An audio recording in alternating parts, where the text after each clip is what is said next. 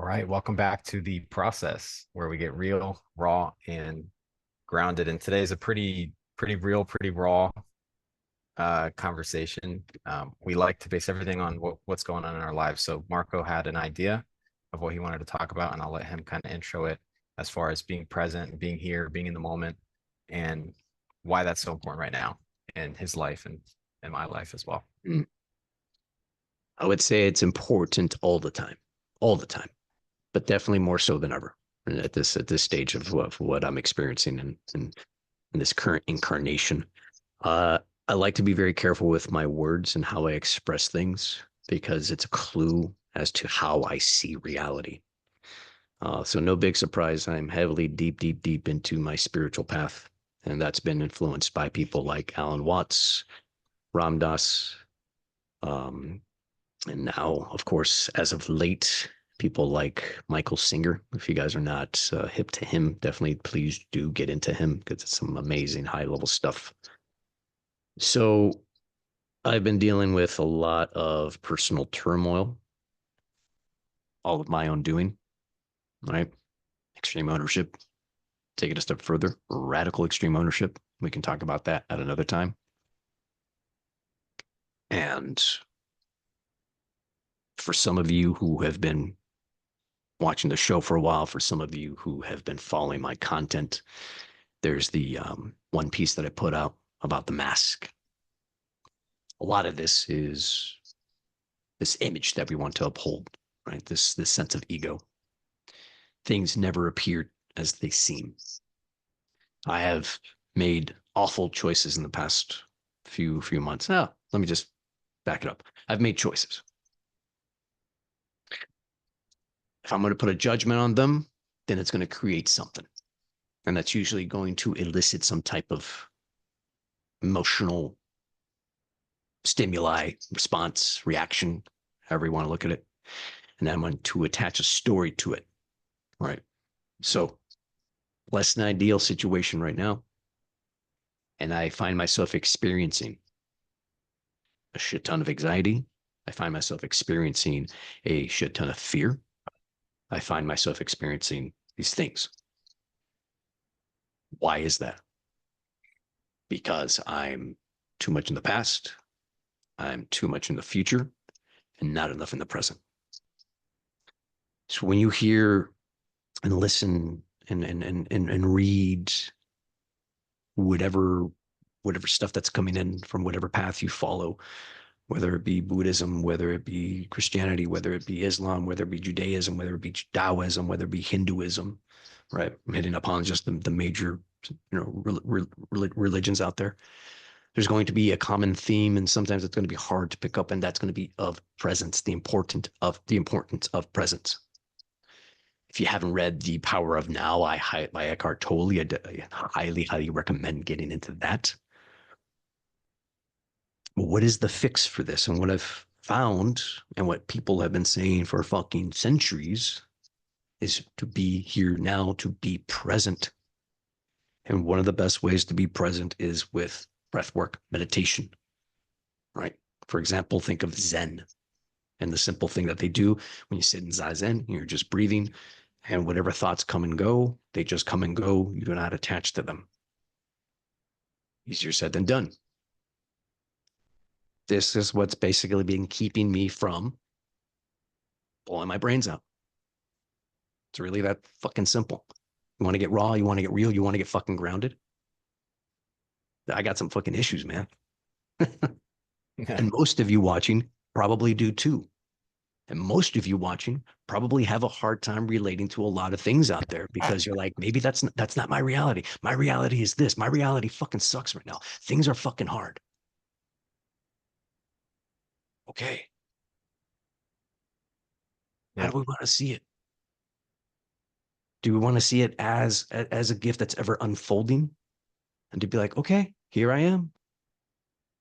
Because when you sit there in the present, do you have any problems? Are there any problems in the present moment? Problems are always out there in front of you or behind you. And you're probably saying, what the fuck do you mean, dude? Right now, I don't have any money right now. I don't have any of this. And we're getting overrun by that. That's why I'm a huge advocate for meditation, for some type of protocol that keeps you grounded and present. Exercise, walking at a minimum. All right. So this is where we're at. Yeah, good way to start it. And even doing all of that, you're still gonna feel anxiety and fear and whatever, just because that's just the nature of humanity and or human nature. And it's like temptations that pull us and backwards or forward, that give us that anxiety or depression. Like there's a lot of those temptations that are constantly there. So it's not like you master presence and then like the rest of your life is cake. Like it's a constant challenge, constant struggle, just like lifting weights, right? Like if you stop lifting weights, your muscles atrophy. Yeah. So so I just wanted to give that caveat because even you in this moment, being as present as you are, which I know you're a very present dude, like you do anchor yourself in physical things like exercise in the morning, and you are very grateful. Like I talk to you, and you do have somewhat of an optimistic, even sometimes delusionally optimistic mindset, which can be helpful. And also, if you veer too far into that, maybe it's blinding you from possible danger, right? But there's a quote that I got up before you talked that reminded me of what you were saying. Lao Tzu said, "If you are depressed, you are living in the past. If you are anxious, you're living in the future. If you are at peace, you are living in the present." And I want to go to another quote I have from Epictetus. Um, he said about presence. He said, "There is only one way to happiness, and that is to cease worrying about things which are beyond the power of our will, like what we can control." And that's kind of a Stoic philosophy. So I want to tie those two quotes in. Lao Tzu is saying, like, okay, the only way to have peace is to be here. And Epictetus is saying, well, being here means to focus on what we can't control. So we can't control the past. It's already happened. We can just decide what the narrative is of the past. Was it a tragedy or was it what led me to be who I am today? And we can't control the future. We can only safeguard ourselves and prepare, or just accept it. It's going to happen. A lot of times we're overthinking and pontificating what might happen in the future, and that's not even going to happen. So a lot of our fear is spent worrying about things that haven't even come yet or might never come. And so I think the true practice is, yes, being present, pulling ourselves back into this moment, just like what Sam Harris talks about a lot. Anyone that's into meditation, he's a really good advocate of that. It's just focusing on like just being aware of like, this is actually like right now, this is actually a really nice view that I have. And the weather's really nice and the climate's really good. And I have air conditioning and this water. I like how it's like just like focusing on things that are here brings you back. But then there's the other element of what can I do now that is in my control, right? To reason with myself. So let me posit it back to you and I'll let you have the stage again. So like with the fear that you're dealing with right now and whether or not you want to talk about it, what can you do right now? Like what's in your control in this moment to resolve that fear? Not necessarily just to be at peace and be present and do breathing and exercise, because then you're still going to have those temptations to go into the future, the past, right? What's going to help you overcome that obstacle? That's in your control, would you say? Yeah. I'm going to back it up a little bit. So, Yeah. One of my favorite prayers, serenity prayer, right? God grant me the serenity to accept the things I cannot change, courage to change the things I can, and wisdom to know the difference. That's what we're talking about, right? Serenity. What is that? A sense of calm, a sense of peace. Where does that come from? Being present. What can I change? What can I do? Now, I'm going to experience these things. I'm going to feel these things. Again, not identifying with them. I'm not my fear. I'm not my anxiety. I'm not my resentment. I'm not my anger, whatever. I'm not those things. I'm experiencing that. And what are those things essentially? Those are essentially energy blockages. And what are we? What are we fundamentally? We are energy vibrating and oscillating at different frequencies. We've touched upon it on previous episodes, right? Getting into just things being basically in the material plane, more empty space than anything else. And the only reason why this feels solid is because of electromagnetism and things like that, right? All right. So when it comes to what's going on here, is like, okay, I recognize I am experiencing A, B, and C. Also, I recognize and must take action. If I'm not taking action, if I'm not doing anything about it, I'm just going to wallow. It's going to make it worse. Stress, anxiety, and all that bullshit's going to get high. Here's the other thing, though, too. Something to consider. As much as I advocate, especially moving and exercise and things like that, there was a time period not too long ago that I was injured and I couldn't exercise the way I could. And that started bringing into question whether my modalities, whether my protocols were going to be the ones that have some type of longevity. Because guess what? As you get older, you're going to have more injuries, disease, whatever. Not everyone's body is going to fucking be aging the same, right? You're not going to be the same stud that you were in your 20s and your 30s, early 40s, mid 50s. It starts changing. Testosterone levels start dropping. I'm only talking about men. Right? Women have their own things to deal with, menopause and things like that, having kids. It's a whole thing. What this is about, it's a perspective shift. You can see the world in two ways. You can see the world in two ways. Either that all you have right now is here and now, and it's the only thing that exists is this present moment, and that it's a gift. Or you can cause yourself all kinds of suffering and be stuck in the past and be afraid of the future. Play that what if game, play that if only game, as opposed to I am. It's a difference. Which one do you want to give energy to? Which one do you want to put your consciousness into? Do you want to, that's the game. Pain is inevitable. That's going to happen. That's a physical thing, right? As your body ages or whatever, you hurt yourself, you're going to feel pain, sickness, disease. That's part of the game. That's part of having this meat suit. Right. Suffering is how you're viewing that, right? It's just like the difference between emotions and feelings. Emotion's a thing that you feel in your body that comes up. It's a sensory response to data from the outside world. A feeling is the narrative that you're attaching to that emotion. You know, I've been bitten by dogs in my youth, and certain dogs, when they fucking do this, I'm like, I feel it, and I'm like, what's that? Okay. So I'm attaching that blockage from the past to what's going on now. The work is about just fucking, for those of you who think this is getting woo-woo, fine. If you like it, stay. If you don't, Yeah. But it's about And just. you and I obviously different life experiences, different opinions on things, right? I think suffering is a real thing that people can't experience. Um, I think the issue with that is just choosing to interpret that experience as a victim and say, well, the solution's out of my control versus I'm going to be the hero of my story and save myself because no one's coming to save me.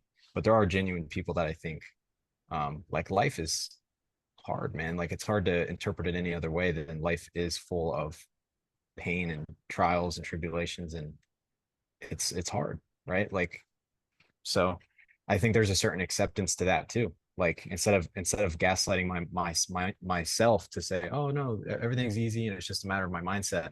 And then you develop this passive aggressiveness dialogue with yourself of like, wait, why is life such a fucking pain in the ass? Maybe I'm a piece of shit. It's like what the Stoics used to talk about. I wrote it down while you were talking because you were saying it's a perspective shift, and I resonate with that. So like if you were to look into the future and try to change your perspective of the future instead of being afraid, the Stoics used to talk about the um premeditatio malorum. Is that what it is? The premeditation of evils.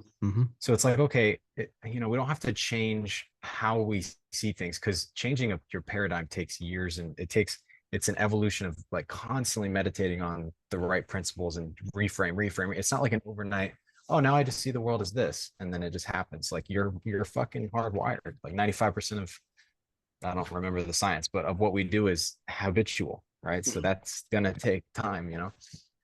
But instead, you can just say, okay, you can reason with yourself. You could say, okay, the future looks bleak to me, but if that were to happen, like, am I okay with that? You know, if that's truly what's going to happen and it's out of my control, you know, then why am I actually worrying? Because like I'm either worrying about something that I can fix or I'm worrying about something that I can't change.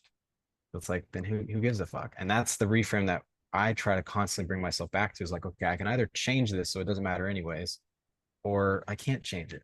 So it doesn't matter. And Marcus Aurelius says, like, I'm paraphrasing, but he used to say, like, you don't have to worry about things before they happen. Like it's stupid to just fester, if that's the word, on certain things longer than necessary. Just suffer when it's time to suffer. But right now you could be present. And I reason with myself like that, because I'm like, okay, even if the future is bleak and things are going to happen, and things will happen, like you're going to be tested harder than you are now, probably, right? A loved one of ours is going to die. We're going to get that call someday. I've gotten that call. And, but right now, like when I'm having dinner with my girlfriend and I get to see her beautiful smile and she cooked this awesome meal and I get to appreciate that time together and we're dancing the music. It's like that's a moment in the present Mhm. that if I was in living in the future, I would have missed that. Right. So Mhm. it's like it's mastering, when you're talking about perspectives, right? It's like mastering gratefulness. Mhm. You know, like right now, like there's this beautiful scene to tie this in for people that go watch The Gladiator, go watch like the first 5 minutes of that movie. So there's this ugly war. I heard this on some podcast, but I'm going to reiterate it. There's this ugly war where like fucking Marcus, all these guys are dead. It's like ugly, disgusting, and he's waiting for the other army to like approach, and so they can have their final face off. And the camera pans to this like beautiful little bird just like flying around on this leaf and perching on the leaf, and it's just like this really cool artistic perspective. And Marcus is just looking at it like, and he smiles and he's just like, ah, at peace. And then it pans out and it's like this ugly war scene. And the metaphor of that is like you can choose even in this ugliness to like find the good in it, you know, to extract what you can out of it that is good, you know, even in the ugly and the pain and the suffering that we experience. And I'm speaking to myself. I'm not Gandhi or some shit. I'm not talking down to people. I'm saying for myself, when I'm depressed, I can say, okay, but my little brother right now is probably having a blast riding his new bike that he just got last summer. You know, he's probably out there just fucking, he rides with one hand, and I'm just thinking of him smiling and just how happy he is. And I'm like, that's a moment, right? That if I was in the future, I would have missed that, you Yep. know? So it's a balance of that. But then, like you said, okay, what's at our disposal right now that we can actually work on and putting in the work? Because like we talked about on one of our last podcasts, fear, depression, all that's like it just stops us from taking action. So the demon is in action. So we got to keep Yep. that at the back of our mind too. Yep. Yep. What you talk about right there is, just what they call in Zen Satori. These are moments of enlightenment, of pure presence. It's when you catch a beautiful sunrise or sunset and you're just like, just, it can last like that. Or that first time you kissed your beloved, or the first time you made love to them, made love. And it's just like you get lost in it. Right. So it's always appreciating these moments and then having that awareness. Right? Again, this is a practice. Again, this is an awareness. This is the thing that we develop and we work on, being very keenly aware of emotional processes as well. It's But work. imagine we master our lives to where every moment is a first time. Like, do you remember like the mundane things about life? I'll be real quick, but the mundane things that happen in life where you're like, oh, who get like you didn't even think of it. And then when you look back, you're like, wait, that was the last time I ever talked to my uncle. And then you extract all this meaning from like a ordinary, mundane experience, That's the you know? thing. That's the thing, though. That's the thing. And I think that is, my understanding from the people that essentially that have been indirect teachers, right? We have direct teachers, people that we have actual, say for example, JD is a direct teacher, mentor. And then we have indirect ones, right? People that we are reading their books, listening to their podcasts, whatever it is.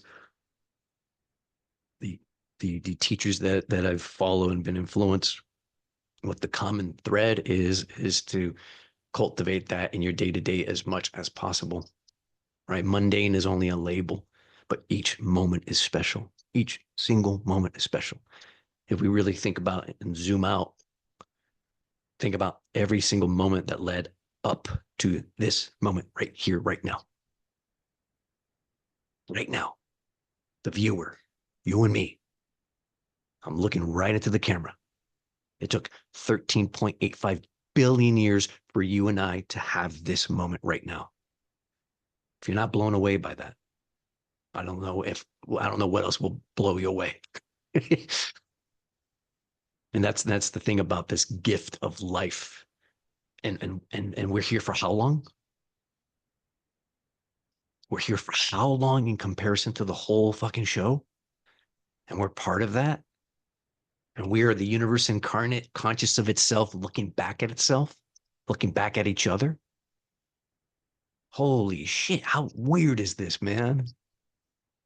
And here I am wallowing in my fucking misery like some little bitch going, oh, poor me. And it's like, okay, dude, guess what? This too shall pass. Mm. And it's going to be okay. Your mom's healthy. Your son's healthy. His mom's healthy. You're healthy. I'm healthy. We're doing this show. People are watching this. They get value out of it. What a gift. And that's the work. So getting a little Right. emotional there, but there we go. That's it. That's all we have, right? And that's, I think what you just did was anchor yourself on the fact that like we're gonna die someday. This is not an infinite show, right? Like we're mortal human beings, and someday this whatever this experience is going to cease to exist. And so it's good to like really take that in, like if we had a moment where we had that diagnosis that you're terminally ill and you have 30 days left, we would totally switch our perspective of life. Like we would just stop caring about the things that don't matter and just start like, okay, I'm soaking this in. We might Yeah. panic for a little bit, but there is like everyone's probably experienced that. Like you have some sort of shocking life thing, and then you just like, whoa, like someone you love dies, or Yeah. something in your life didn't happen the way it wanted to happen, and you have to totally reset. And so, yeah, I think that's a good principle that I want to leave off with, and then I'll let you close off. Is when you feel like overwhelmed, and again, I'm speaking to myself, but when you feel overwhelmed with this narrative that you're telling yourself of like, oh my gosh, this future is like an impending doom and life is hard, and that could be real. In a sense, it is real, right? But there's a bigger narrative that also exists, which says that not only is this going to pass, but like you have this life that you have that you're living is eventually gonna end. And there's a lot of juice that you can squeeze that you have yet to squeeze, right? In every moment. And so you can choose to dwell on all the ugliness of life because there's a ton of ugliness in life, or you can just choose to like fucking dive into everything that's worth living for, you know? So, Mhm. That's the thing, right? I mean, what is this life? This life is a series of events. It's a series of events. In Buddhism, they've got this concept: things mutually arise. It's all interconnected. Nothing stands alone. No one is self-made. There's no sui generis. It's events. We label them as negative, as positive, as good or bad. That's the thing that we do. We're good at it, but it's just an event. Things happen. Things unfold. So, in closing, be kind to yourselves. Be gracious to yourselves. Tell your people that you love them. Be present. Develop a practice around presence. And you'll see how much benefit that's going to come, how much benefit's going to come into your life. There we go. Indeed. All right. All I'll let right. you, Shall we close it off? let's do it. All right, let's do it, ladies and gentlemen. That has been another riveting episode of The Process, where we get real, raw, and grounded. Thank you for joining us. Share, like, comment. If you want us to cover a topic, let us know, and we will discuss it to the best of our ability. Good day.